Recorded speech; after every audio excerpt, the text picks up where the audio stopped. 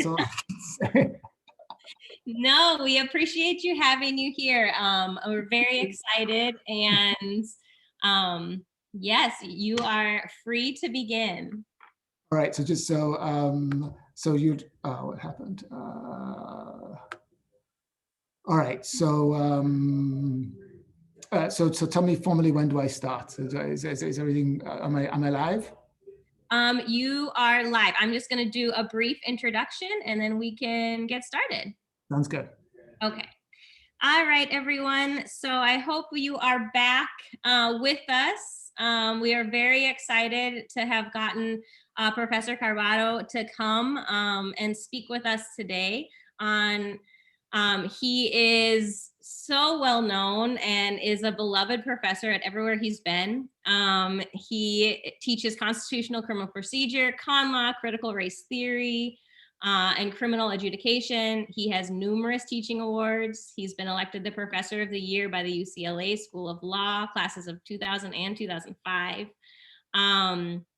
And he's received the Law School Rudder Award for Excellent in Teaching in 2003 and the University's Distinguished Teaching Award, the Ebby Award for Art of Teaching in 2007. And in 2005, he was an inaugural recipient of the Fletcher Foundation Fellowship. He's modeled on which is modeled on the Guggenheim Fellowships. It's awarded to scholars whose words further the goals of Brown v. Board of Education. And in 2018, he was named an inaugural recipient of the Atlantic Philanthropies Fellowship for Racial Equity. So as we just got done talking about education, law, and structural racism there, we are so glad that he can come and share his wisdom with us today. Everyone, join me in welcoming Professor CARBADO. Great, thank you for that incredibly kind introduction. I really am happy to be here, and I apologize that various snafus have me entering a little later than I had anticipated, but I really am delighted to occupy this space with you, and I'm looking forward to any comments, reactions, and feedback that you might have. So in some ways, I'm going to perform a little bit of a bait and switch, which is to say a few words about what I might mean by strictly scrutinizing the Black body, and then shift gears a little bit. When scholars in law, students in law, think about strict scrutiny, by and large, they have in mind the legal regime of strict scrutiny. And some of you might already know, I'm tempted to ask the 1Ls in the room to explain to me how strict scrutiny works, but I won't do that. I'll just say that you probably understand that strict scrutiny in law reflects the idea that race per se triggers strict scrutiny, so that any time the government uses race, we're going to look at it via a very rigorous judicial examination. We're not going to try and determine whether the use of race is benign or invidious. We're simply going to say that all uses of race triggers strict scrutiny. So racial remediation projects that are designed to address Black inequality under this doctrinal framework are suspect. So they're suspect, just as Jim Crow is suspect, racial remediation is suspect as well. And so that's roughly how the strict scrutiny regime works. We're going to, again, employ the most searching judicial inquiry. We're going to employ heightened scrutiny. We're really going to look rigorously at the use of race to ascertain whether or not it passes constitutional muster. And what that tends to mean more concretely is that we ask two very specific questions. Is there a compelling justification for the use of race? And is the use of race narrowly tailored? And I won't say more about what that means, but that's roughly how the framework operates. The point I'm trying to make in my current work, which is very undeveloped at this particular point, but I thought I might share it with you for other insights and perspectives you might bring to bear, is that the Black body itself is subject to a strict scrutiny gaze as well. That is to say, it's not just racial remediation projects that are suspect. There's a social regime of strict scrutiny that operates under the same kind of logics, the same kind of ideas of the strict scrutiny regime. So we might begin by noting that, again, under the social regime of strict scrutiny, there's a gaze upon the Black body, and the Black body itself is suspect. And as a result of that suspect status, the Black body in the social arena must be subject to the most searching social inquiry, must be subject to heightened scrutiny, must be subject to rigorous review. And just as we can unpack the doctrinal regime of strict scrutiny along two distinct axes by asking questions about the compelling justification and narrow tailoring, we can do precisely the same thing with respect to the social regime of strict scrutiny, where there needs to be a compelling justification for Black presence.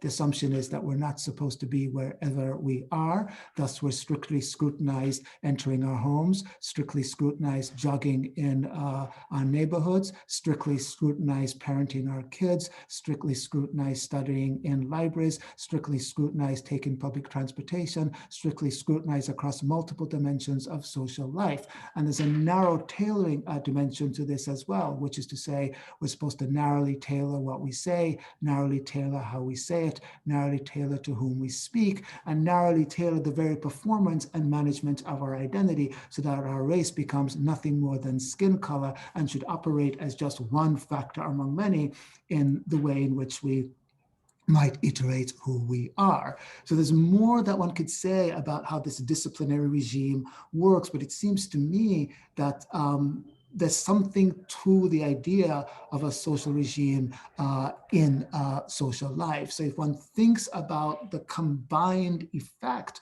of these two regimes, the juridical strict scrutiny regime on the one hand and the social regime on the other, it means that not only are Black people subject to strict scrutiny as a matter of law, but they're subject to strict scrutiny as a matter of social life. So remedial projects that are supposed to ameliorate the conditions of Black subordination are suspect. And so again, is the Black body itself. So it's that idea that I'm trying to tease out, and I've only really started to think about, and I wanted to at least share it with you. And again, whatever comments you have in that regard would be helpful for me to hear.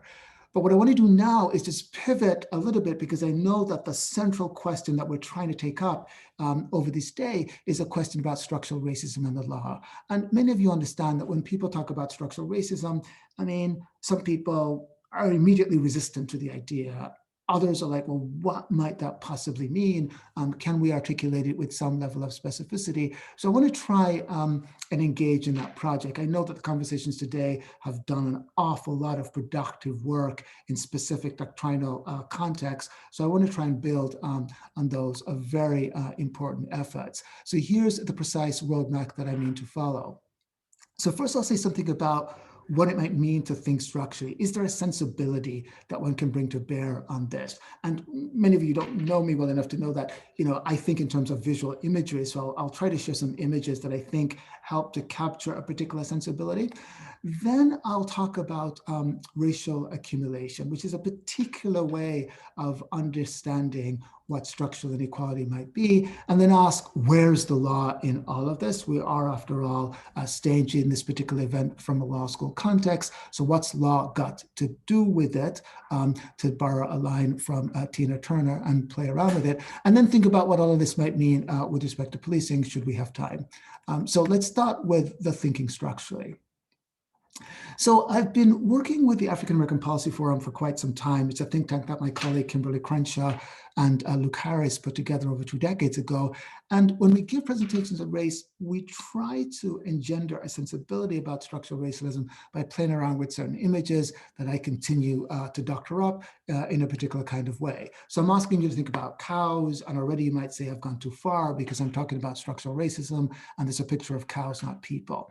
The exercise that I have in mind pedagogically goes something like this. I stipulate that the cows are sick, and then I ask, well, why are the cows sick? And if past this prologue, one gets 2 kinds of responses. The cows are sick because of the cows themselves. So maybe the cows are not grazing enough. Maybe the cows are not exercising enough. Maybe the cows are not lifting themselves up by their bootstraps. So it's a kind of blame the cow story. Another set of responses, though, might focus specifically on the farmer. So it's not so much a cow problem as it is a farmer problem. So the farmer doesn't like the cows. Let's say the farmer prefers the chickens. We might call the farmer a cowcyst, analogous to a racist. I think you get the idea. But if we pull back the frame, we begin to see that the cows exist in a toxic environment. This environment is decidedly toxic. So quite apart from what the cows are doing to themselves, quite apart from what the farmer might be doing to the cows are going to be sick. None of this means that we're unconcerned with whether the cows are pulling their weight. Of course, we want to know that. None of this means that we're unconcerned with whether or not the farmer is a nasty little cowcyst. Of course, we want to know that. The point is that in order to take the position that the cows find themselves in seriously, we need to look structurally at the scenario and ask ourselves, well, what's going on in the atmosphere? That's what it might mean to think structurally. And there are a number of different interventions that we might employ against that backdrop. This is a moment in which we're wearing masks. I don't mean to belittle that. We could ask the cows to wear a mask. We might say, well, we know that wearing masks might accentuate your ears and you might not like that aesthetically, or it might cramp the style of your mewing and you might not like that. But, you know, it's the healthy thing to do against the backdrop of that toxicity, wear a mask. Alternatively, we might say, let's get people to listen to cow stories. If people heard cow stories by way of some kind of diversity, quote unquote, training, then we might better be able to appreciate the situation in which the cows find themselves and be willing to intervene on their behalf in some sense. So listening to cow stories, not meaning to knock that. But we could take another approach, right? The structural approach is like to go after the environment and clean up that toxicity. To the extent that we engage in that particular effort, we wouldn't say, I don't think, that this is an animal preference for cows. I don't know that we would say that. Nor do I think that we would say this is an environmental preference for farms. Don't know that we would say that. We would recognize that against the backdrop of this toxicity, we need to clean the environment. Again, that's a structural intervention against the backdrop of viewing the problem structurally. I think we all know particular stories that how you frame a social problem structures, if not determines, how you conceive of interventions. So if you locate the problem in the cow, then what we try to do is reconstruct the cow. If we locate the problem in the farmer, then what we try to do is reconstruct the farmer.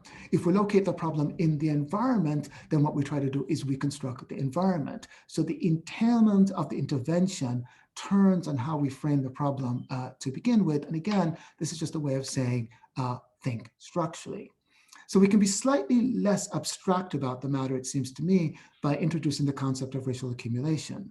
And what I mean by racial accumulation is simply that racial disadvantages and advantages accumulate over time. And if I focus on the disadvantages dimension of that, I would invoke Martin Luther King. So many of us are familiar with the I Have a Dream speech that King delivers in the context of the March on Washington. And in the context of articulating that particular speech, as you might remember, King says, I have a dream.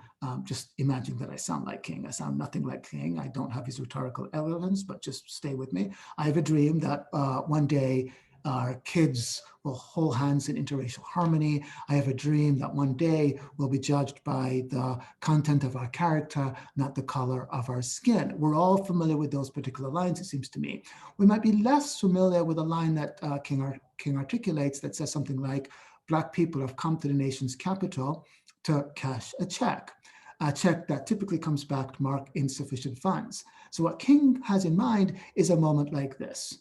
A moment in which, again, Black people have come to the nation's capital with respect to asking, with respect to cashing a civil rights check. And the problem is that that check has come up marked insufficient funds. In other words, we might say that the check has bounced. One can already see how this is kind of engendering a more structural sensibility. The point I want to make about racial accumulation is not that the check necessarily bounces, is to assume that the check has cleared. And the argument that I want to make is that the check, notwithstanding that it's cleared, has never been enough to attend to the civil rights problem or the racial inequality problem to which that check has been applied. So there's a problem, an inequality problem, there's a check, and when the check gets cashed, the problem isn't fully solved. So we can do some simple racial math to unpack what I might mean with slightly more specificity. So the math I have in mind does not require calculus, it doesn't require, it's just like 5th grade math. So stay with me as I articulate what this math might look like. So what I have in mind is I kind of fill in the blank. So the fill in the blank moment is there's a moment of racial inequality. There's no dispute about that. And a civil rights check is applied to that moment of inequality. Do you get 0? Does the civil rights check draw down that racial inequality to 0? Or do you get some leftover racial equality? I mean, the answer, I think, is you get some racial inequality left over. That when you apply the civil rights check, it doesn't equal 0. And you can think about that with respect to slavery. So slavery is the moment of racial inequality. The civil rights check is Reconstruction. When you apply Reconstruction, really important moments of racial justice reform. But when you apply Reconstruction to slavery, do you get 0 racial inequality left over? The answer is no. I don't think anyone can seriously quarrel with that proposition, that when you apply the civil rights check of Reconstruction to the racial inequality moment of slavery, you get 0. You get something that's left over. Ditto with respect to Jim Crow. You have Jim Crow now, and you are stipulating that that's a moment of racial inequality. That should not be a particularly controversial argument. And there's a civil rights check. The civil rights check, let's call it Brown. You apply Brown to Jim Crow. Do you get 0? You do not get 0. If we move on and we think about the racialized resistance to Brown, the massive resistance to Brown, and a resistance that includes rampant discrimination ongoing in 1960s America on the part of the government and on the part of private actors. When you apply the civil rights check in the form of the Voting Rights Act or the Civil Rights Act, do you get 0? Again, the answer is not 0. And by the time you get to the new Jim Crow, which is the moment in which we find ourselves, to borrow from Michelle Alexander, there are no civil rights checks. In this, we don't dish out civil rights checks anymore. What do we dish out?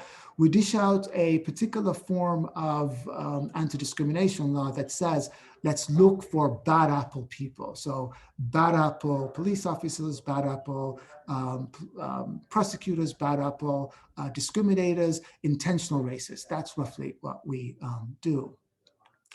The point I'm trying to make more generally is that the racial math with respect to racial inequality kind of looks like this. I think it's hard to quarrel with this, though I invite you to quarrel with me. I think it's hard to say that you get 0 here. I don't think you get 0. We can discuss how much inequality we get. I think that's fair game. We can have a fight about that. But I don't think the number is 0. The other dimensions of this problem, of course, is that the racial inequality accumulates over time. So as you move from slavery all the way down, it's not like it's static. There's a dynamic of accumulation that is important to bear out. And one can say that there's a disaccumulation problem as well, which is to note that economic and cultural capital opportunities are being taken away as a result of the accumulation of disadvantages.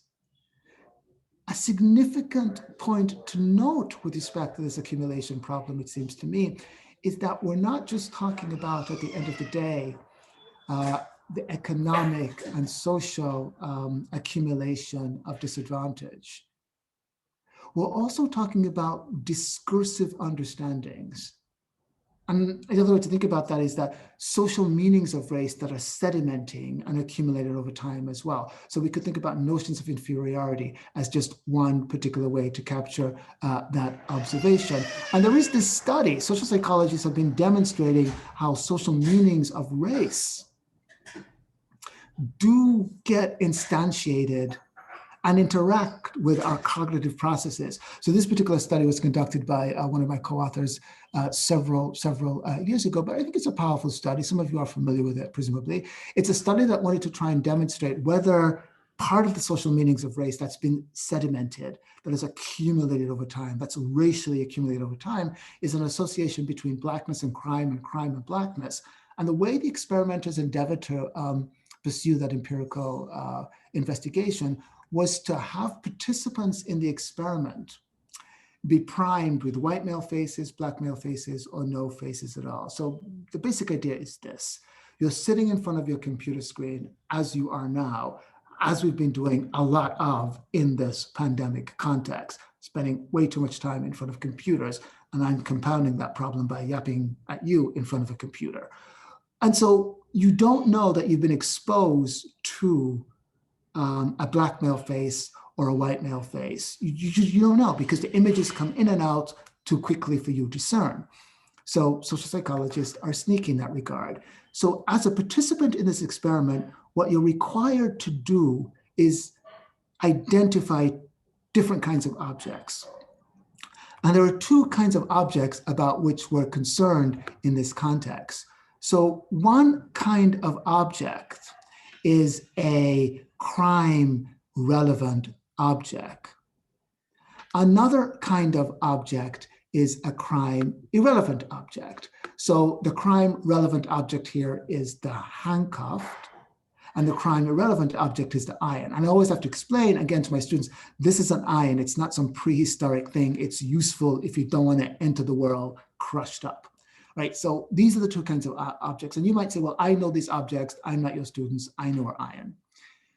The difficulty is that the objects appear before you at different levels of degradability, meaning if I were to show you this particular image at frame 1, you might not be able to discern what the image is, might not be able to figure it out. If I switch it up, now we're at frame 25, maybe you can figure it out. At frame 41, you can figure it out. So the issue becomes, to what extent does being primed with a black face shape when you see what you see? To what extent does being framed with a white face frame how you see what you see? That's the central question. Does each of these primes mean you see the object sooner or later? So let's look at the results. So the results with respect to the crime irrelevant object, and my circles are somewhat not aligned, look like this. So there's no statistical significance across these three conditions. It looks kind of the same. So let me now introduce the crime relevant object. So just compare the blue bars to the gray bars for a minute. So we don't go to law school to do empiricism, I get that. But we can tell when one bar is higher than the other, presumably. And if we focus in on this space for a minute, we'll see that with respect to the white prime, it takes quite a while for the participants to identify the gun as the gun or the handcuff as the handcuff. It takes up until this particular point. That's when you see it, if you've been subject to the white prime. If we move over here, we see that when you're subject to the black prime, you see it quicker. So blackness facilitates your capacity to see the gun, whiteness inhibits it. And we can raise a question about whether that's what's going on with this particular image, for example, that when we see this particular image, it's a sign of racialized non-dangerousness. When we see this particular image, it's like we're seeing the iron. The police officers were seeing an iron. Thus, it was not a mark of dangerousness, so they did nothing. We can think about this with respect to the Capitol. These are all moments in which what we're seeing is an iron. And thus, these are not moments understood to be moments of utter and complete violence. This moment might be. So juxtapose again these two moments. Clearly, we can tell a story about the ways in which the Capitol Police were overwhelmed. They were. But the issue becomes twofold. One is white expressions of lawlessness managed to escape the kind of law enforcement discipline to which Black expressions of lawfulness are routinely subjected. The other point to note, I think, is that if law enforcement had the kind of intelligence that they had, except that they understood that the people who would be storming the Capitol would be predominantly Black, there would have been a readiness, there would have been a readiness, there would have been a readiness. So it's not that the people at the Capitol were all white, of course they weren't, but they were majority white, just as people engaged in Black Lives Matter protests are not all Black. But if the configuration was shifted so that you have majority non-white as occupying the position of protest, there would have been a readiness that one didn't see at the point of the Capitol. These particular images are ones that relate to the social meaning of race.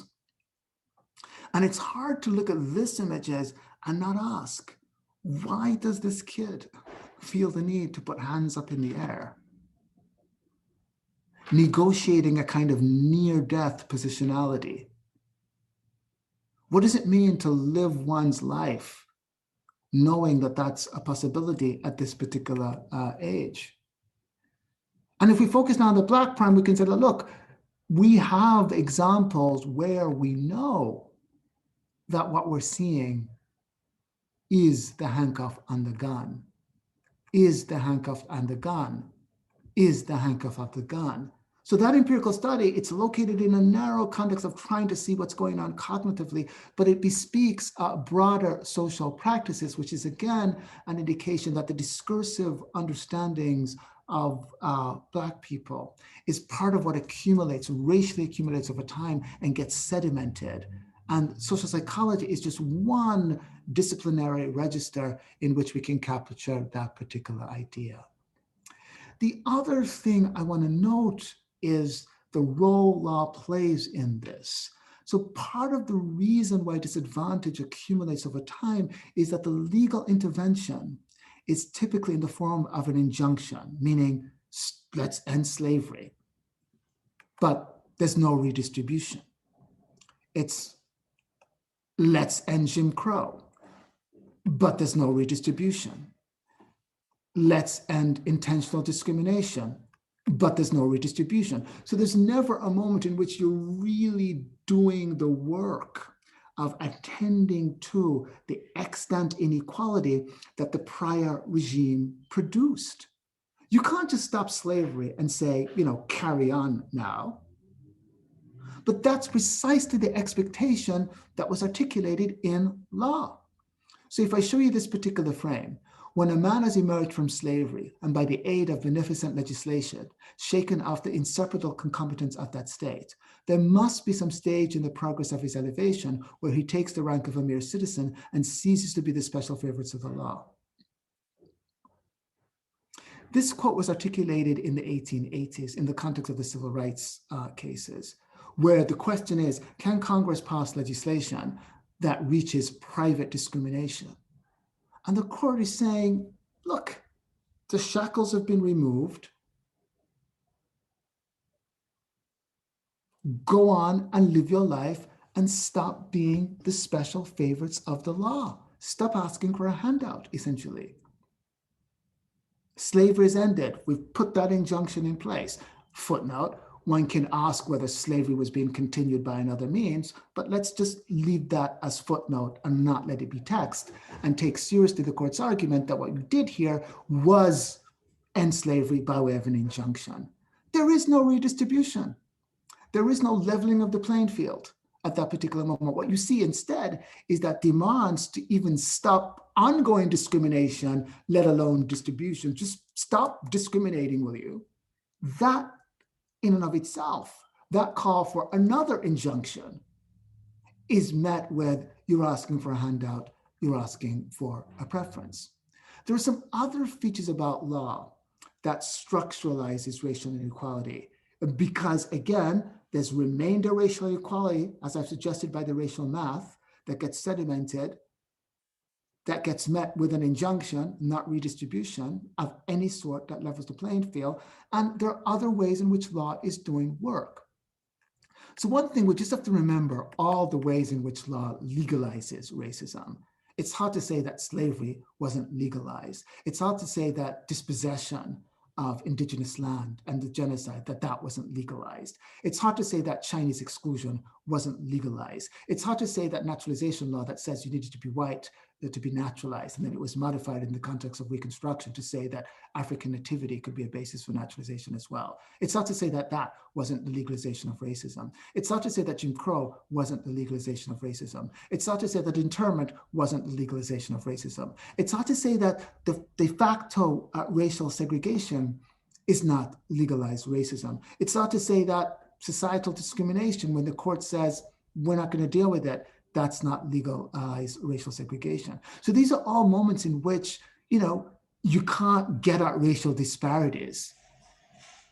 That's legalizing racism. Mass incarceration, totally legalized. So the first thing to note is that law plays a role legalizing racism in various forms. Some of those items on the list, I know you could pick a fight with me about and say, well, maybe that's not quite legalization the way you describe. Fair enough. But most of them are straight up legalization that is pretty hard to argue with. And there are other features of law that we can think about that I'll just again put on this list. Intentional mode of discrimination. So we're looking for nasty intentional racism. Is that going to be much use? If you eliminated every single intentional racist tomorrow, does that mean that racial inequities disappear?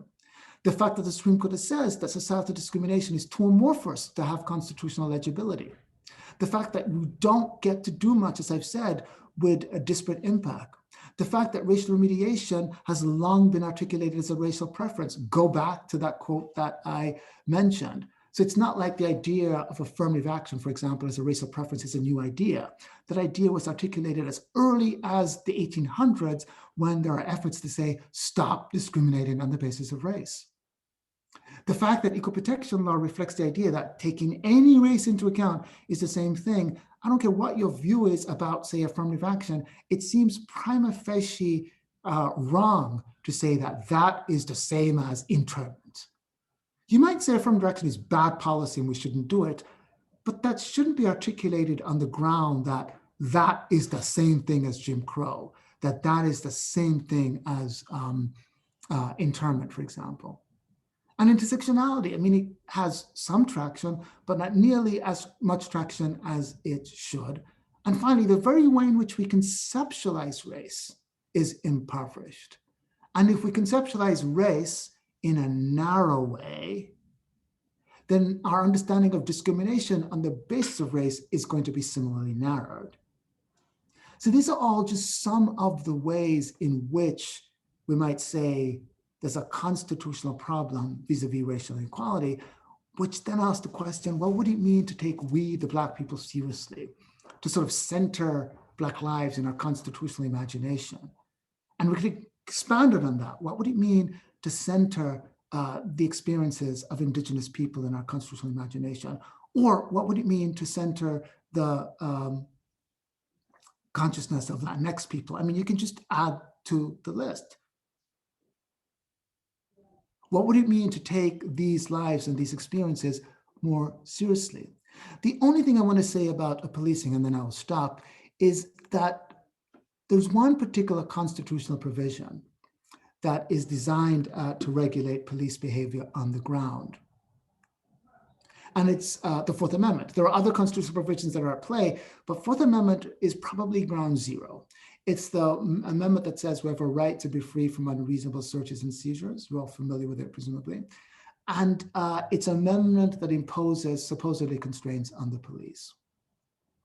And if we think about the Fourth Amendment in that regard, we can say that the Fourth Amendment confers legal power to police officers. So when we have debates about policing, we could ask, well, is this particular police officer a good cop or a bad cop?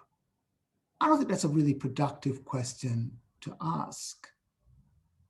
I don't think that's the structural question to ask. I think the structural question to ask might be, how do we think about these sites of power? These are all domains of power. Are these good sources of power or bad sources of power? We might not agree on the answer to that question. We might say, you know what, qualified immunity bad, but police officers need the power to arrest. We might say stop and frisk bad, but I don't see a scenario in which police officers are not exercising power in traffic stops. And we could have a debate about it. But what I'm trying to point out is that police power resides at the intersection of these forces. So this is the space that we should be occupying, not focusing on the individual cop.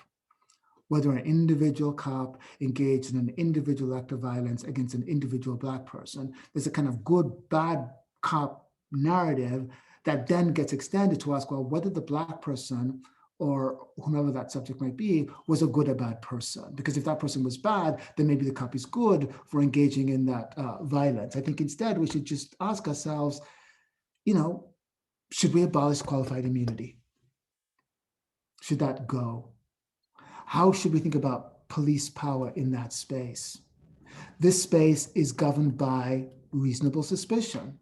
Should that be abolished? Should it be governed by probable cause or something else? I mean, those are debates that we can have that are about the source of the police power rather than the police officer themselves. Right? So that's just another way of thinking more structurally about these particular problems. So I want to stop there because I've yapped on for a bit, contributing to your Zoom fatigue, no doubt. And if people have questions, I'm happy to take them. Thank you so much. I actually had so many questions and I feel like you answered so many of them just in that short time. So we have a question in the chat right now, and it says, we'd love to hear your thoughts on where the Supreme Court has gone wrong in handling these issues. Was it deciding that strict scrutiny should always apply to race? Was it the Fourth Amendment decisions? Can the court get back in the right track, or would these issues be better remedied by the legislature? I know that's a lot of questions, sorry. Yeah, no worries. I mean, I think one way to begin answering is to say that, yes, I think the Supreme Court was wrong to sort of say all uses of race, strict scrutiny should apply, because I think we all know that substantively there are different uses to which race might be put. And so taking the per se view that race per se is pernicious just misses the mark, I think. And I don't think that view is going to change on the Supreme Court tomorrow. So it is important to think about whether in the domain of legal reform specifically, and we all know that that isn't the only place for action quite clearly. There is action in other places as well, and more important places, arguably. And so law is just one place and not the most important place for this work. But even in the context of law, obviously, we shouldn't fetishize the Supreme Court. We can think about legislators, as you've said, and we can think about local changes. I mean, if you look at the pathway to LGBTQ equality, it wasn't from the Supreme Court. It started with local city councils and then states, legislators, state courts, then percolating up to the Supreme Court, trying to play catch up with respect to what was happening on lower decision-making grounds. So in the same way, I think one can think about other places to think about legal reform, if we're just talking about legal reform, other than the Supreme Court. Thank you. And so the other question, I kind of a follow-up to that, then what locally have you seen work, or what locally should people be engaged in to really change some of these structural laws that promote racism in such a way? So I think and I think there are people who are so much more qualified to answer that question than I, who are engaged in various activities, both in the context of litigation and outside of it, who are thinking about changing even how we talk about these problems, so that, and if you think about just the discursive, meaning, again, the frameworks we employ, I mean, last year, we were not talking about structural inequality. We were talking about diversity. or equity, diversity, and inclusion. I mean, that's the best we could do, because talking about structural problems, it was almost unspeakable. You would just lose, like, 70% of the crowd. If I said structural racism, it was like, okay, how many people are in this now, like 220, I would be left with 20 people, right? A year ago. I'm exaggerating a little bit, but certain things are more speakable now than they were in the past. And I think people are trying to change the terms in which we talk about things to generate a different kind of consciousness that then leads to more robust sorts of interventions. It goes back to the framing that I suggested at the end side, which is how you frame the problem shapes, if not determines, how you think about intervention. So I think generally I would say broader, expansive framings lead to broader possibilities. And the details of that, I think, are being worked out by really courageous, smart people who are involved in social movement activities in a way that I'm not, and can speak to some of those nuances with far more legitimacy and credibility than I ever could. Thank you. So then, how can law schools, both in enrollment and facilitation of education, what can they do to amplify Black voices? And more importantly, how can they do it in a meaningful way that is not virtue signaling? So I think that's a terrific question. And, there are a couple of ways to think about that. I mean, one is just, first, Black people need to be in the room. So there's a question about what schools demographically look like. But there's also a question about whether or not these institutional domains are ones within which people have the freedom to exercise their voice. So I mentioned the surveillance regime around Blackness and the extent to which you're supposed to narrowly tailor who you are. So that the idea of narrowly tailoring Black voices means that you're not going to speak what you think your truths might be, because it gets it bumps up against the idea that you're speaking out of turn, or it's not really relevant, or you're taking the conversation off track, or why are you always talking about race, etc. So there has to be a context in which the speakability of these issues is par for the course, rather than aberrational, or something that is perceived to be at odds with the overarching project. Relatedly, I mean, I think the way we teach law remains compartmentalized and doesn't necessarily generate a structural sensibility. One of the things that's happening now that is quite powerful, that law school is playing catch-upism with, is the recognition that people's problems obviously exist at the intersection of multiple legal regimes. So that I might be over here teaching immigration law when that regime is clearly interacting with family law, is clearly interacting with criminal procedure. Our curriculum is structured in a very compartmentalized way that doesn't invite a structural look at the ways in which these different regimes come together to shape the material conditions of how people look. So I think something about the structure of the curriculum is important. And then finally, how we teach. I think the Socratic method, quite frankly, the way I think about the Socratic method as a way of instantiating, Freire's challenge to the banking system, so that I'm not just yapping on all that. I'm trying to elicit and take people seriously. But the Socratic method can be used in a very disciplinary way, where it's like closing down students and not challenging them and not challenging oneself. But so the modality of interaction should be one where you really are trying to get students to generate thoughts that shift how we as faculty or other students think about it. And I don't think the Socratic method is per se oppositional to that project. I think it gets mobilized in a way that's oppositional to that project. So what we teach, how we teach, who's in the room, and the relationship between law school as institutions and social change is something that should be more squarely on the table. And more law schools are trying to think about what it might mean to say that they are an anti-racist law school. And I think at least asking that question engenders more plausibly than virtue signaling. So, you talked about a little bit about racial inequity and how even now there's still inequality, that inequity, the civil rights movement did not change that. And there's been an accumulation. So do you think it's possible to craft a law providing for reparations for descendants of enslaved people? And would it be constitutional under the equal protection standards?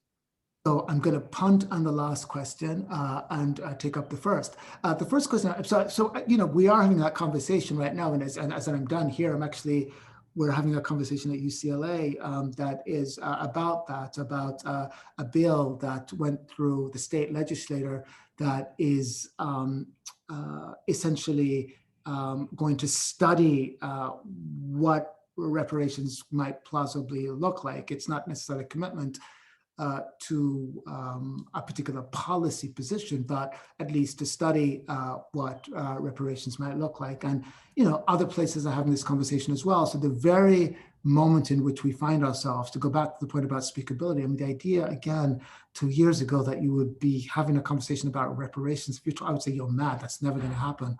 But it's happening. There's at least a conversation about it. And I think it requires us now to sort of, again, try and articulate why that should be on the policy table. There are hard issues about how you articulate the scope of it. There are hard issues about what vision of it. I mean, those are, we don't have to pretend that those are easy issues. I don't think they are.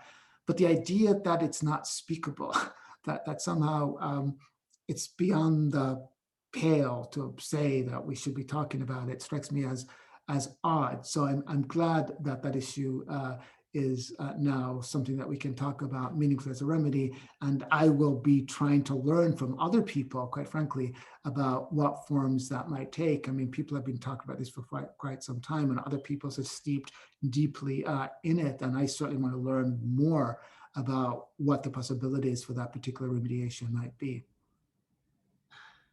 Thank you. And here's another question as a law professor. How do you approach or even just think about teaching structural racism when some students may not have the social science or historical background as a foundation? And I think even like expanding on that is thinking like, how do we explain these issues to the broader public so that they understand this is inherent in our society? Well, I think that is exactly our challenge. I don't think there's one way to do it. I mean, I'm a visual learner. I always try, if I can't put something in a schematic, then I'm not being clear. So I try to break things down. I mean, sometimes it gets to even the simple math. It's just my heuristic. I mean, I try to, so you could say you lose some nuance, and I think you do with some of the heuristic devices that I try to employ. But I think we have obligation, duty, that's all wrong. It would be unwise of us not to accept the burden that's imposed on us to think about what that translation is going to look like. Maybe that's the way to put it. It's an unfair burden. It shouldn't be, the burden shouldn't be allocated in this particular way, but it is. And the question is, how do we do that? How do we engage in that translation work in ways that registers the anti-racism in a voice that minds that gap between where people might be with respect to their knowledge base and where they might need to be in order to support the remedial project that you might want. And that there's no one articulation that does that. We all have different kinds of skill sets. Some people can use art to do that. Some people can use media campaigns. Some people can use law, whatever it is, but there has to be a breaking it down, so to speak, to people like the 4-year-olds to kind of figure out what the next steps might look like. And that, quite frankly, is not the easiest thing, precisely because of histories of racial amnesia, or histories of misrepresentation, or histories of straight up opposition. And now, the idea that we can just correct all of that in one go, it's not possible, but we have to at least do what we can to change the epistemological landscape so that people's understandings are different. Thank you.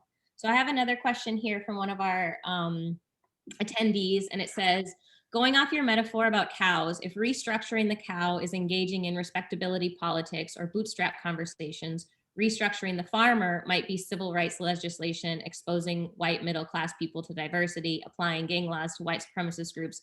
Is restructuring the environment critical race theory? And acknowledging that interrogating the environment is a necessary precondition, are we beginning to see any opportunities to take the next step? Is redistribution the answer? Is it redistribution of wealth and of institutional priorities? So that's an essay, not a question. But it's a great one. So thank you for whomever took the time to write that in. So it's funny, I was teaching a version of this point today, and I framed it this way. So see if this does any work, and it might not. I was talking about social justice or critical race theory, or any progressive frame as reflecting triple consciousness. So you've all heard about double consciousness. So I was thinking about triple consciousness. So here's the thinking, and again, this may not resonate. So I was thinking about triple consciousness in the sense that you're always thinking about whether what you're doing is a reform. And I have some visuals that if I had forethought, I would have shared with you, and I don't think I can easily find them now. So just indulge this. So whether you're engaging in some kind of reform effort. So imagine that the racial problem is this wall. It's a racial wall. And I use the metaphor of the wall intentionally for reasons that I think you understand. So there's a racial wall that is being erected as a problem for racial justice. What are you going to do? So here's just a stylized way of thinking about the triple consciousness. So in some moments, you might need to get the progressive ladder and climb over the wall. So you're over the wall is still there. It's still there, but you've managed to get over it some way. And get over it, I mean that both in the camp sense of getting over and in the, and getting over the wall, right? So in the multiple sense of the wall, you might be able to get over the wall. We might call that just a reformist reform. But you might be able to kind of punch through it. So now there's a hole in the wall, right? The wall's still standing, but you've punched through it somehow. So there's a hole. So we might call that a non-reformist reform. Or you might be able to bulldoze the wall down. We might call that abolitionism, right? So it's that triple consciousness. So it's not the case that you're going to find yourself in a position where you can all the time use the bulldozer. I mean, that's just not going to be, that's not reality. So to move from here to somewhere else, it's going to require that triple consciousness, I think, about what anti-racist space do you have to do what? And I think that's true with respect to individuals and institutions. So with respect to the civil rights legislation, for example, I think civil rights legislation can be more robust than than it has been.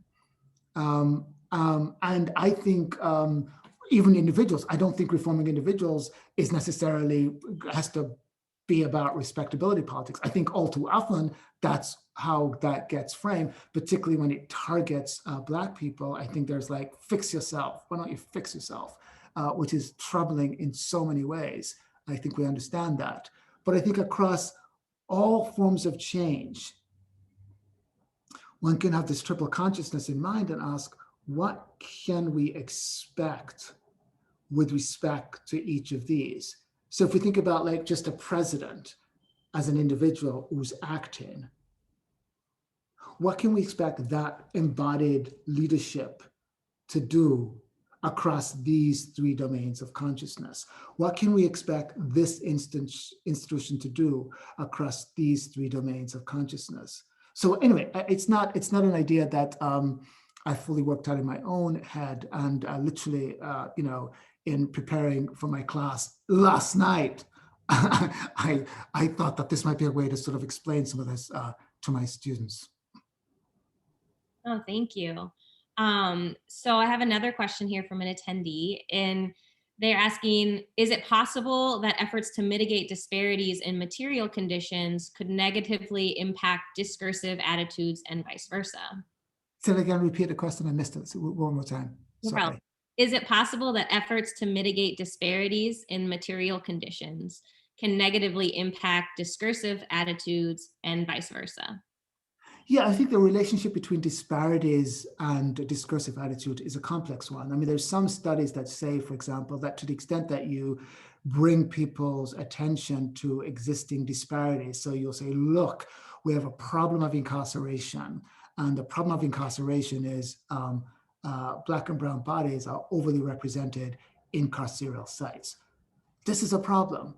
there's some research that says that when you do that, people actually become more unsympathetic to the project. So in that respect, highlighting the disparities becomes a way for people to double down in their discursive understanding of why it is that people might be in that particular context. I don't think that that means, therefore, that you don't tell the disparity stories, but it's just complicated. So I don't think there's a once and for all articulation between the relationship that one might have in mind vis-a-vis disparities and the discursive.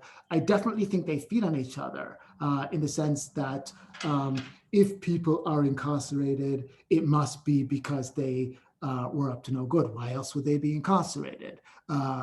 But the other way of thinking about that is if people are overrepresented, it must be because they're targeted. Why else would they be overrepresented? Those are two discursive understandings of the same disparities. So I think it's just mobilizing them to one's own ends rather than assuming that they're necessarily going to speak for themselves. Statistics require narratives, and I think the notion that you can just mobilize them to a particular political end, to a particular normative end, to a particular legal end is belied by many of the disparity problems that we now continue to plague society.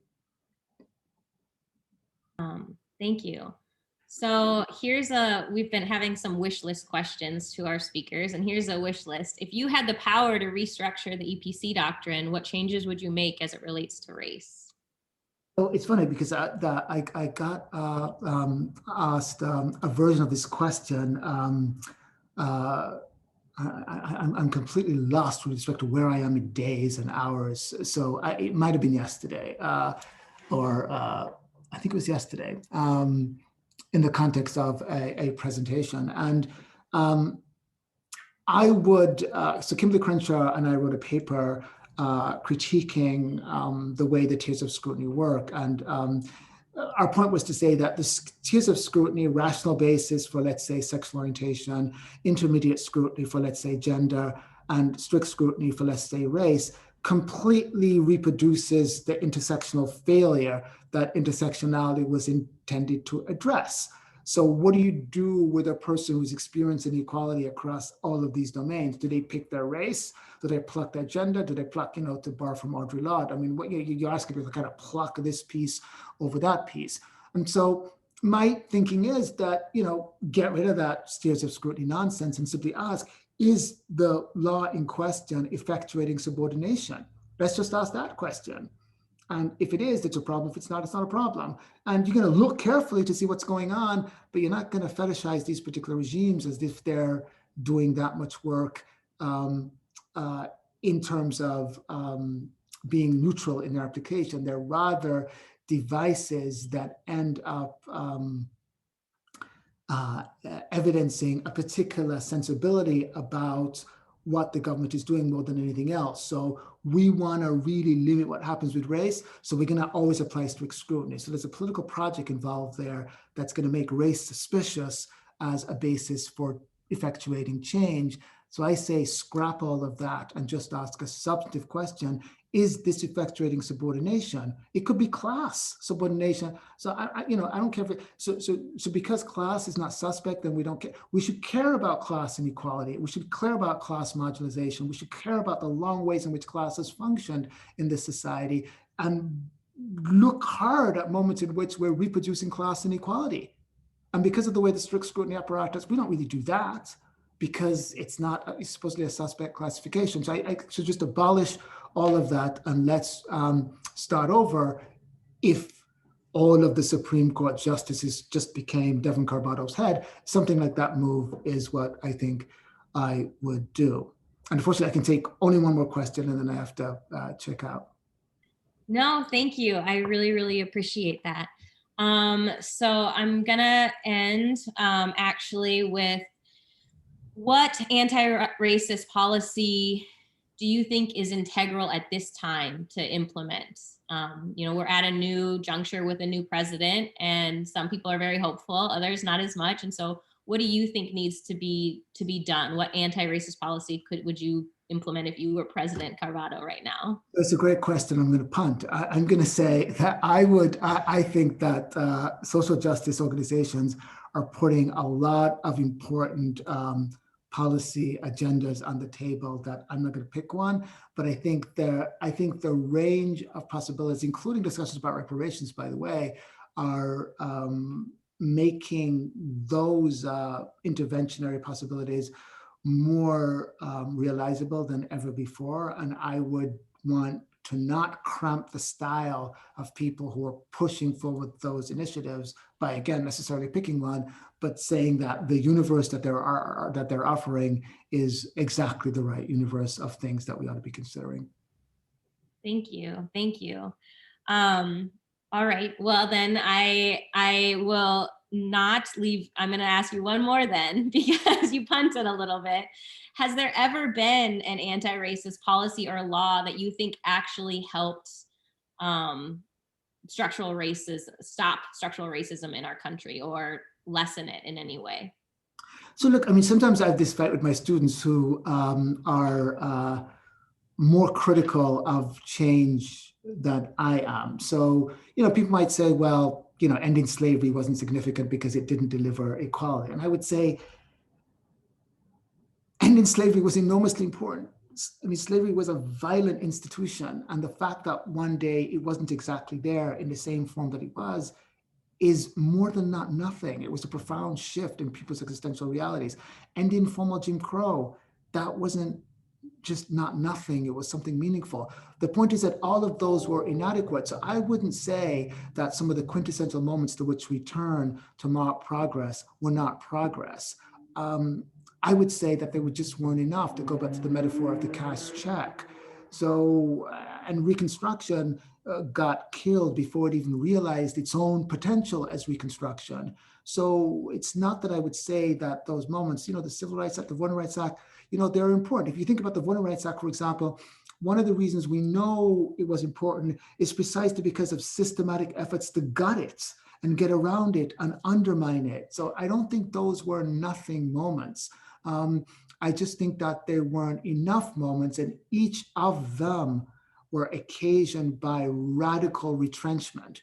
And it just reminds us that even if we think that there was a positive moment of some meaningful change, that even if that change didn't deliver everything that it should have delivered, there's immediately some pushback against that change that limits its possibility. And we could have that conversation with respect to Brown, and here's where I'll stop, that Brown, again, to reproduce the conversation that I had in my class about this, you read Brown and you why didn't it say more than it said?